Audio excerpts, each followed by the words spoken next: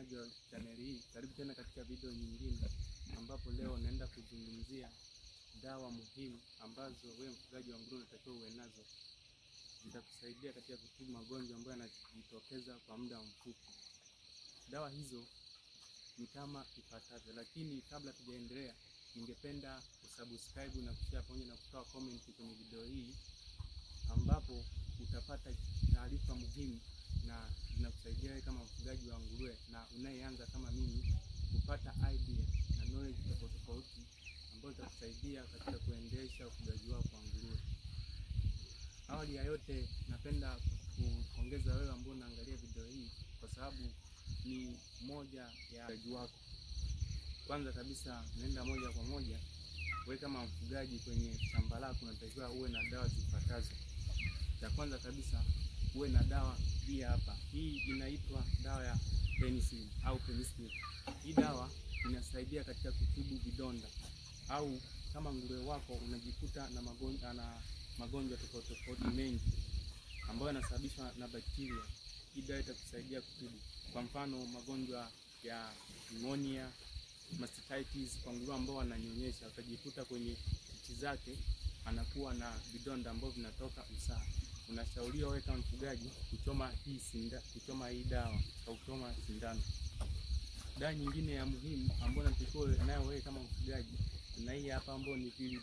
Hii vilidi inasaidia pale ambapo kama mara ya kwanza unaingiza mifugo yako kwenye shamba, watakiwa upulizie hii dawa, ambayo hii dawa inaua wadudu ambao wanasababisha magonjwa.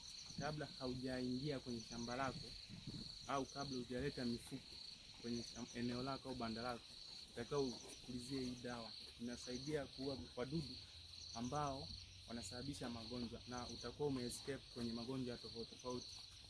Dawa nyingine ambayo natakiwa uwe nayo ni hapa, ambayo inaitwa TICTIC. Hii dawa inasaidia kutibu magonjwa ya ngozi. Utajikuta kama nguruwe wako anajikuna kwa muda mrefu bila sababu yoyote ile, basi unashauriwa kutumia hii dawa, changanya na maji, hapo mpulizie nguruwe wako, hapo utaona matokeo yake. Wewe kama mfugaji unatakiwa uwe na hii dawa ambayo inasaidia katika kutibu magonjwa ya ngozi. Kama utajikuta nguruwe wako na ukurutu au anawashwa kwa muda mrefu bila sababu maalum, changanya na maji, pulizia hii dawa. Nyingine dawa ambayo unatakiwa uwe nayo ni hapa, inaitwa wound spray. Hii ni dawa ambayo inakausha madonda. Kwa mfano, kama castrate, yani umemhasi nguruwe, kwa nguruwe ambao ni mwisho miezi mitatu, kama umemhasi, unapiga hii dawa au unachoma sindano ya iodine.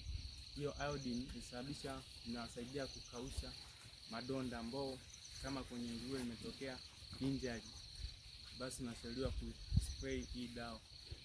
Ni muhimu sana. Kingine cha msingi, unatakiwa uwe na sindano yako mwenyewe kwenye shamba lako.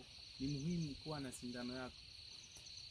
Kawaida usichanganye sindano, usiazime sindano kwenye shamba jingine, kwa sababu huwezi ukajua kwenye shamba kuna magonjwa gani. Kwenye kila aina ya shamba la mtu kuna magonjwa aina tofauti. Kwa hiyo jitahidi uwe na sindano yako mwenyewe na hizi dawa ambazo nimekuonyesha. Asante sana kwa kuangalia hii video. Kwa ushauri unaweza ukapiga namba ambazo zinapita hapo kwenye screen yako kwa ushauri na maelezo zaidi kuhusu ufugaji wako wa nguruwe na mifugo ya aina tofauti. Asante sana. Hii channel inaitwa Greenhoof Holding Farm. Shukrani sana kwa kuangalia hii video.